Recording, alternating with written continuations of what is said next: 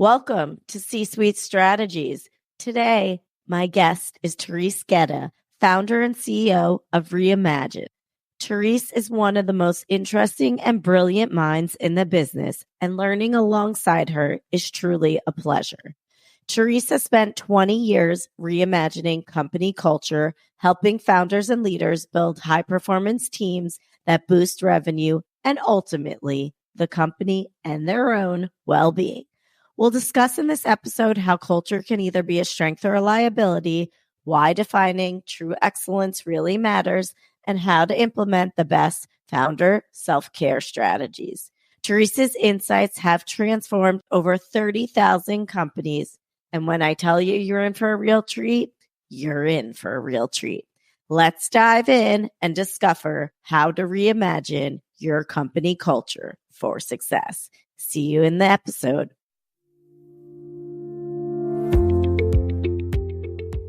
Welcome to C-Suite Strategies, the podcast that takes you inside the minds of top executives across diverse industries. I'm your host, Stacie Sussman, Chief Revenue Officer at RevUp Advisory, and I'm here to uncover the strategies, insights, and hidden wisdom that drive success at the highest levels of business. Each episode, we'll dive into a specific topic crucial to scaling a business, exploring the unique challenges and opportunities that shape growth and success. From innovative revenue models to marketing to cutting-edge leadership techniques, we leave no stone unturned.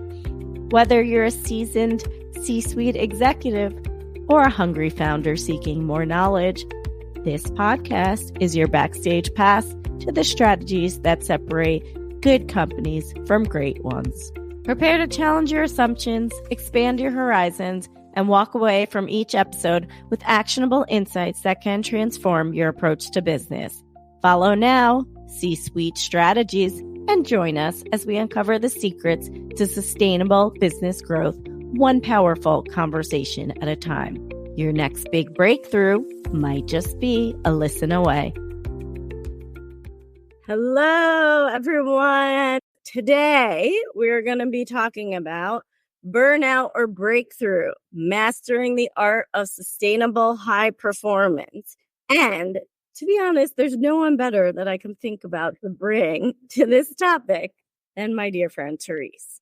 So just to get you a little caught up on what you're going to be learning about today, have you ever wondered if your best is truly enough? Does the thought of failure keep you awake at night? Are you alone in your thoughts and your fears? Therese is here to give us some amazing insights. Therese, I can't wait to get into this conversation with you. I'm really excited to be here.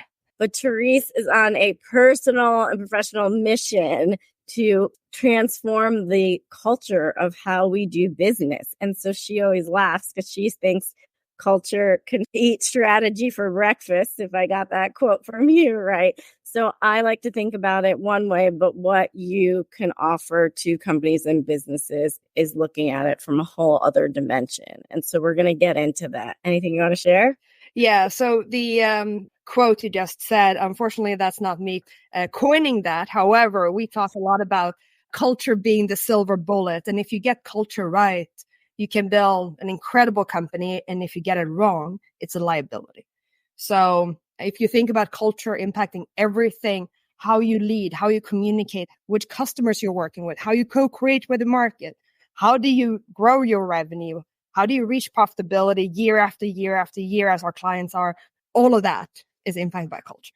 Yes, so true. And Therese has shared with me so much of her wisdom over the years. And I hope you all walk away with multiple nuggets from the conversation today. So we have a range of questions. We're just going to get into it. We're going to go deep, Therese, right away. So Achieving excellence. As a leader, how do you manage the drive for excellence with the need to maintain well-being and mental health in your team? I know this is something that you've helped me with, but I'd love to hear your take on some of these points, and I'm probably peppering some thoughts that you've given me over the years.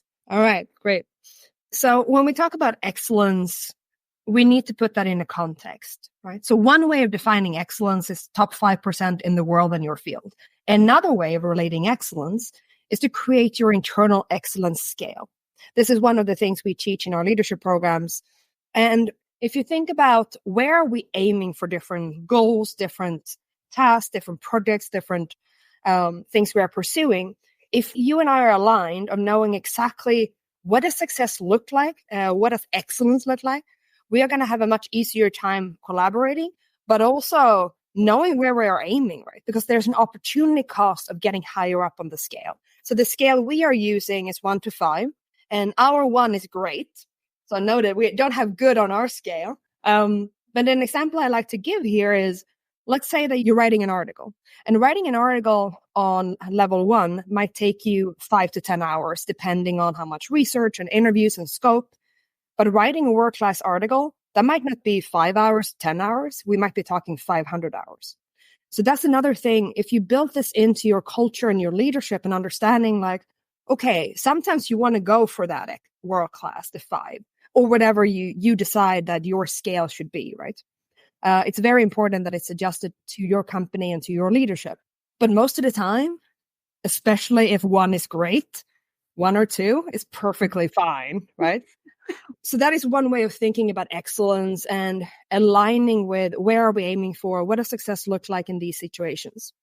In regards to well-being, so in another program, which is about reimagining performance, we talk a lot about peaking performance. But in order to peak performance, we need to have a very high level of well-being. So if we disregard our own well-being, it's going to be very hard to get into deep flow. It's going to be very hard to show up and be energized when we really, really need it. But also, we are not going to allow ourselves to thrive in the long run. Some of the founders we start to work with, we take them from surviving to thriving. And some of them, it only takes 6 or 12 months. And others, we're talking about decades, right? Because of the pressure and their life situation and how the company is structured. But to give you some specifics here, so on peaking performance, if we understand our internal body clock, the circadian rhythm, and really honor that, we can create a day in a flow of our own energy, both to increase our well-being and our performance. They sort of go hand in hand, right? As an example, a morning person will have a peak in energy earlier in the day. And an owl, a night person, will have a peak in energy later in the day. There's peaks and valleys throughout the day, but it's important to be aware that there will be a flow. If you want to peak performance and have a high level of well-being, you shouldn't push through the valleys. So in the valleys, this is when it's good to go for a walk or maybe do admin or maybe eat or stuff like that. And when you have your most productive hours, when everything just comes easily to you, you feel filled with energy and you're pumped, no, you should probably not cook dinner. Right?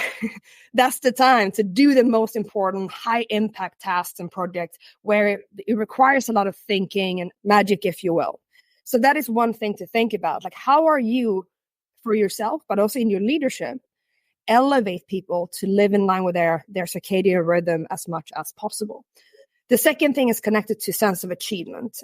But if we know what success look and feel like, and we're all aligned, well, it's going to be much easier to go to bed and have this deep sense of achievement. And sense of achievement builds momentum. And momentum builds momentum. So even days when, let's say that you're not having the best day, if you're living with a daily sense of achievement, that will carry you through. So that's the second thing to look and optimize for. How are you setting yourself and your team up to achieve a daily sense of achievement? And there's much more to that, but that's highlights. The last thing I want to mention is pacing. Okay, so we all have different paces in how we prefer to work. And if you understand that, especially from a leadership perspective, we can structure our sprints, we can structure our projects that is more in line with each individual's natural pace. We call it performance pacing. The easiest way to think about this is that you have a marathoner, sprinter, and procrastinator. The procrastinator, not great, right? And it's not going to be good for your well-being, for your performance, for anything, really. So let's put that aside. But when it comes to marathoner or sprinter, this is a matter of honor. Yes, that's where we want to honor owls and larks, night and morning people. We also want to honor if they are marathoners or sprinters. And they're going to relate to intensity, deadlines, and how they produce things very differently. So if we can structure it in a way where they are optimized for each individual. And yes, you can have 2 sprinters and 5 marathoners on the same team. You just need to take that into consideration, right? That's how we can increase people's well-being, but also their performance. Oh my God, so many things. I have notes. I don't know if I knew all of these things from all of our conversations. A few things to call out. I love your internal excellence scale, 1 through 5. I will love to just point out that it's great to world class. Therese and her team are working with some of the most extraordinary people in the US and around the world. So I love that you just start at great, which is why I just enjoy speaking with you so much. I love that concept of lark versus owls. I think I'm a lark based on what your description is. I like You that. are. I like those morning hours from like 6 to like the morning break in the middle of the day. And then, like you said, the admin stuff for some calls in the afternoon. And I love this concept of pacing because I also believe running a business is a marathon. And I believe that there's probably technical and strategic sprints within it. But I just don't have time for the procrastinators. So I just love that. So fun. So fun. Okay. I'm going to skip around from our questions that we have, but based on what you said, and you've introduced me to some, and they've really helped me with my day and my business. Talk to me about some self-care strategies. I know you have a toolbox of 1 billion probably, but give us maybe 3 to 5 that you think everyone should know about. So if we talk about this from a business context and a leadership context, the first thing to recognize is that if you're surrounded by people that you feel that you need a whisk in a blanket to recover from the interaction every time, that's going to drain you. That's not going to help with self-care or avoiding burnout or anything like that. So we need to recognize that the people around us really impact how we are feeling, how we're operating, how we're able to step into our best selves and really honor our own path.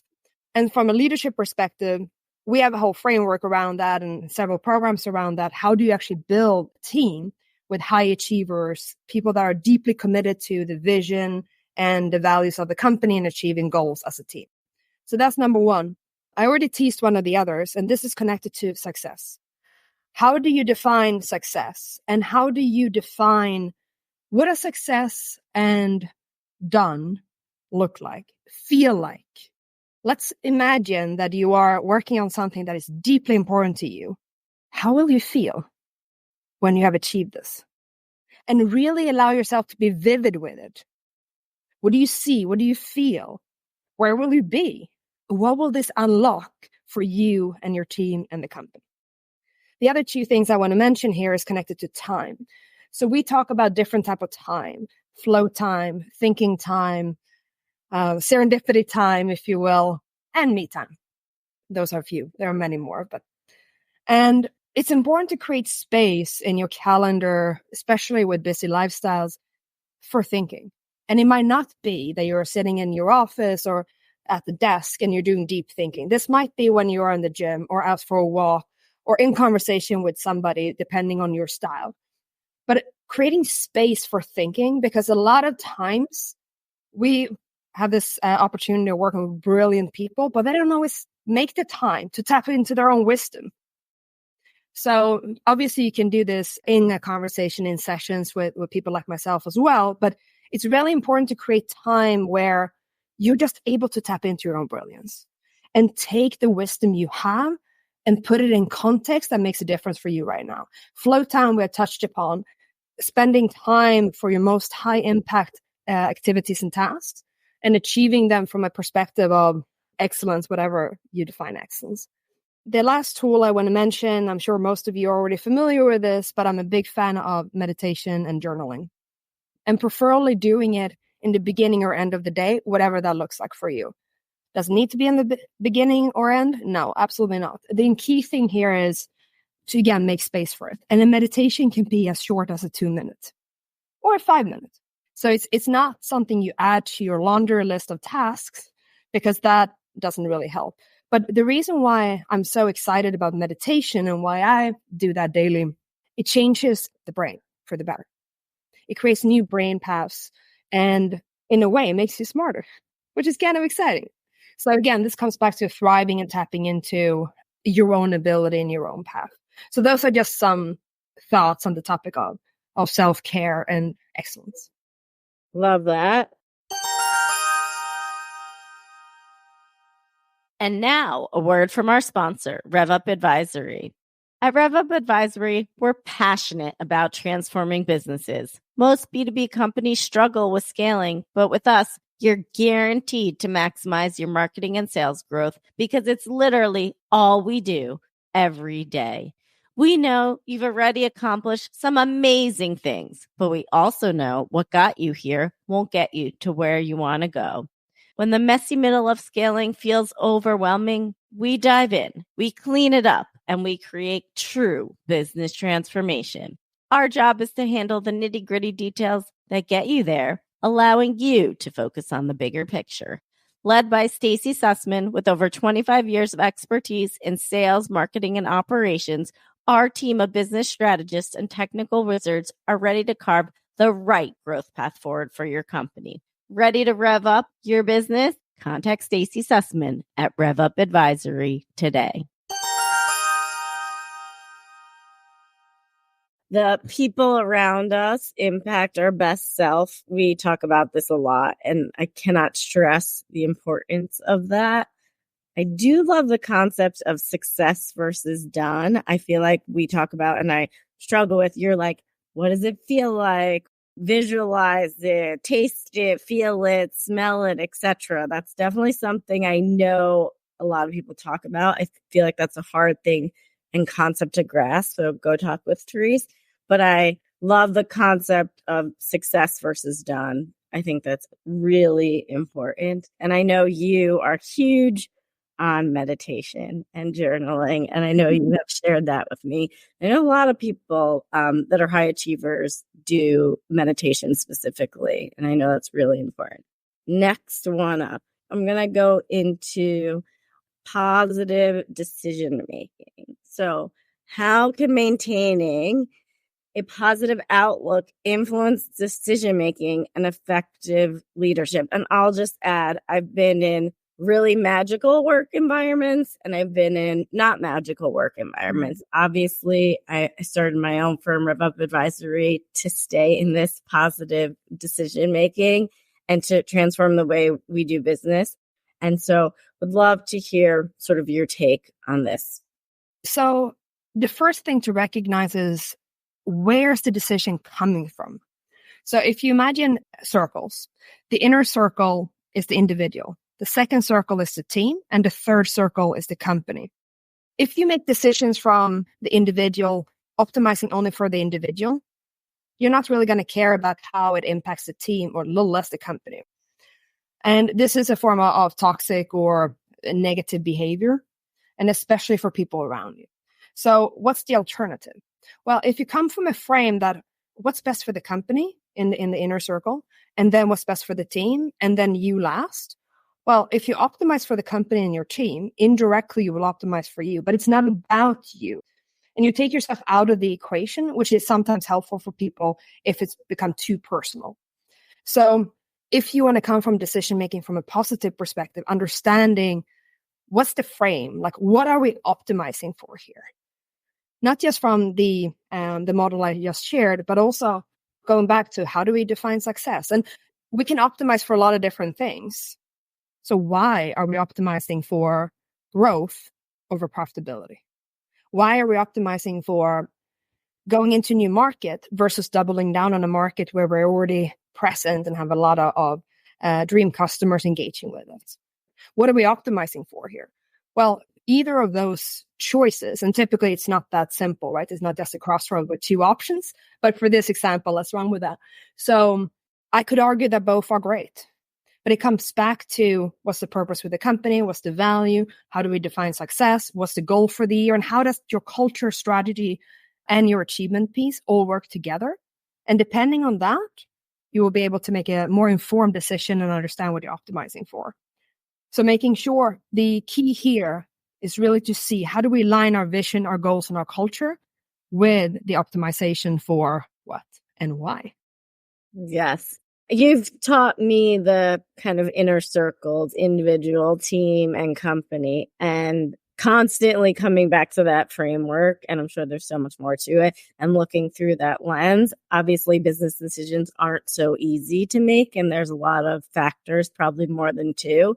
But when you have kind of a sounding board and these frameworks, and you're dealing with high achievers that, want to succeed, whatever that looks like to them, it's a really smart framework to look through. So we're going to go to our next question. Promoting a healthy work culture. I think it sort of ladders into what you were talking about.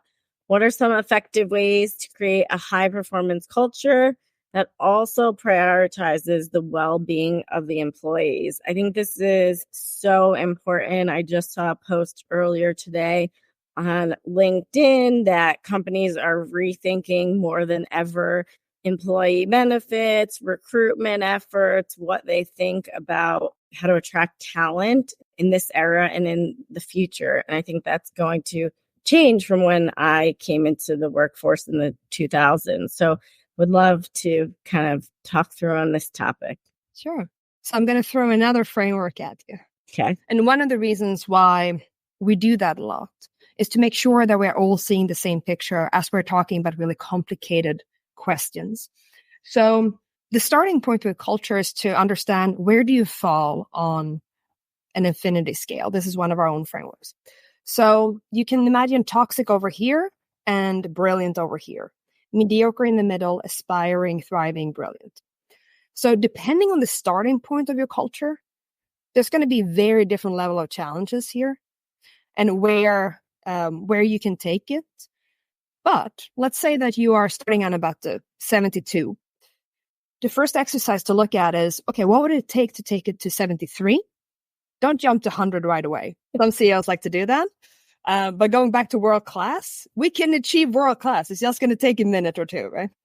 Or a year or two, depending on the level of challenges and opportunities that's there in the company. But what would it take to go from 72 to 73? And what would it take to jump 10 steps? And how will that impact your people's engagement, performance, well-being, contribution, and sense of belonging? With that framework in mind, I now want you to imagine trying to pull a rope. And out of 10 people in your company, only 3 people actually pulling it. Okay? 5 pretending to pull, but they're just holding it. And then 2 are actually trying to saw it off. That breakdown of 3 actually contributing, 5 doing the minimum, if anything at all, and 2 trying to sabotage, that is based on data of global engagement numbers in the US. So this is a common problem for a lot of companies. And this is what I mentioned in the beginning, that culture can really help you skyrocket it and create a brilliant place, or it can be a huge liability. So most companies, when they start, they haven't identified what's what here.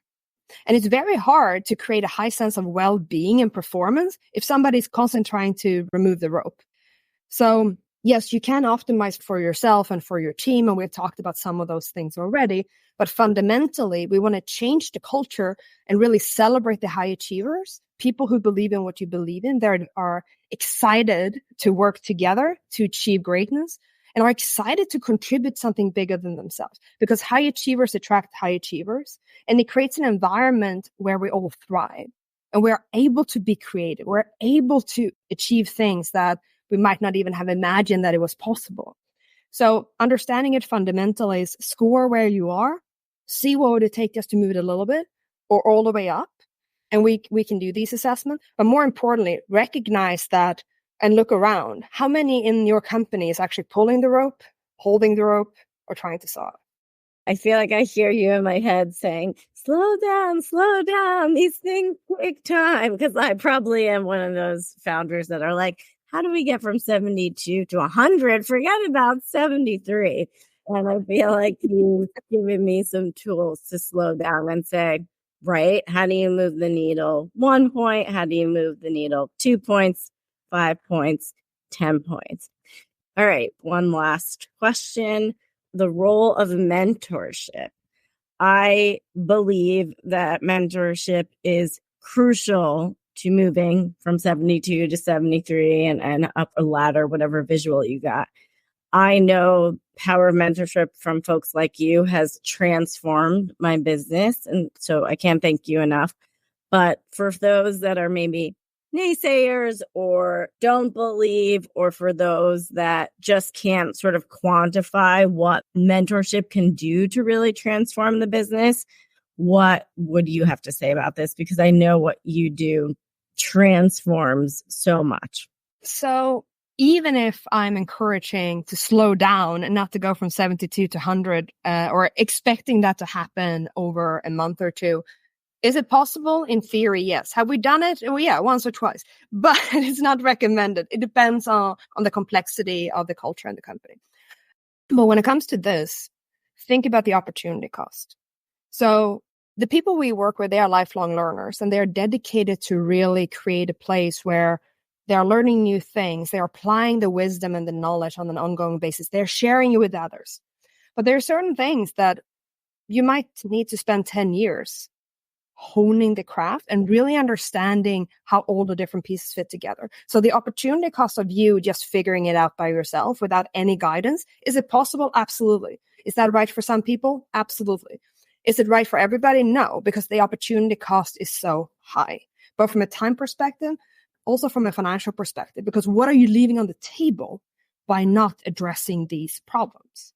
And which people are you pushing away by not having a thriving culture? Probably the most brilliant, inspiring people you can imagine, right?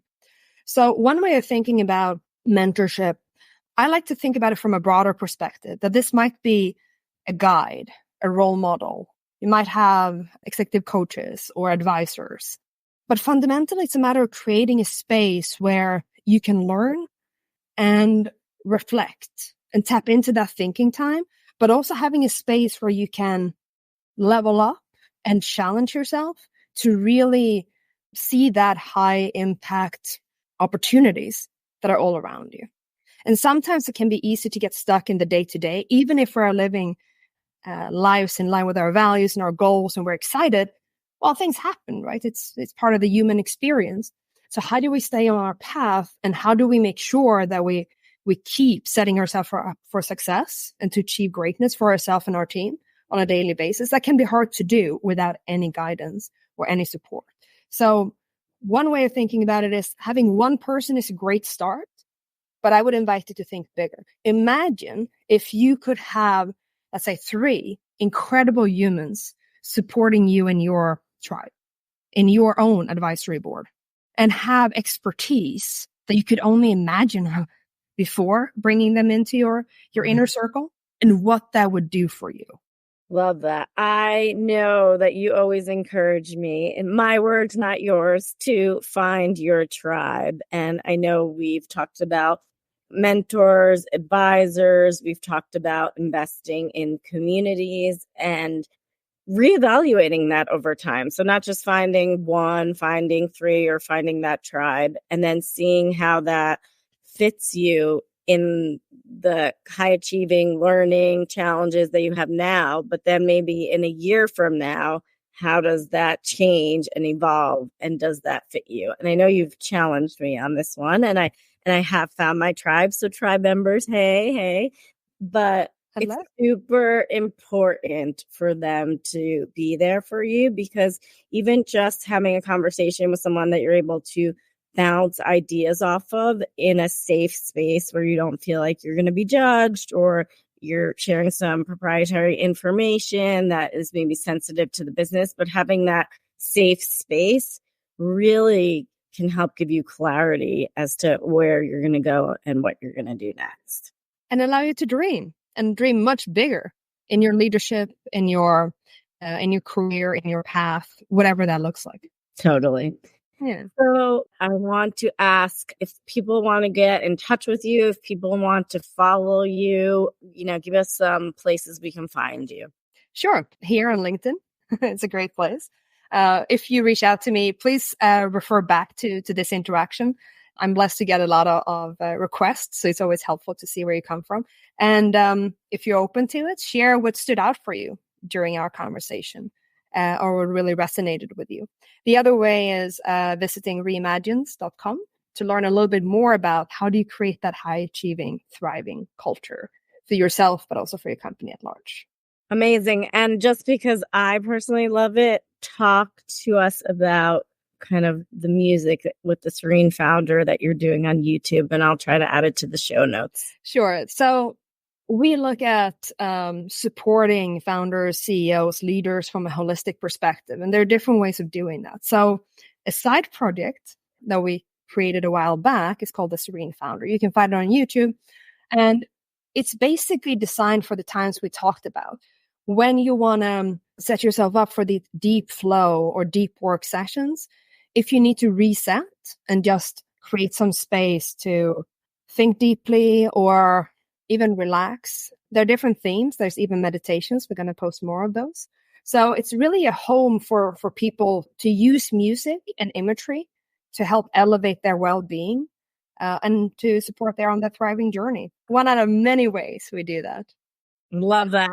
As I've been going through planning, and I have dual screens, and I got that over on one screen, and I'm kind of working on the other screen, and it's been super inspiring, I think, for me to get into that flow state of doing kind of this visionary, high achieving work. And so it is on YouTube. It is free. I highly encourage people to check that out.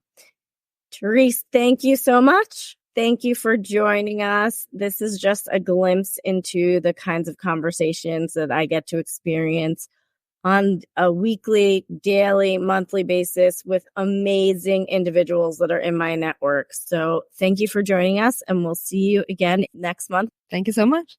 Bye, everyone. As we wrap up this episode of C-Suite Strategies, I want to express my sincere gratitude to you, our listeners, for tuning in and engaging with our podcast. Your commitment to business growth and operational excellence is what drives this podcast forward.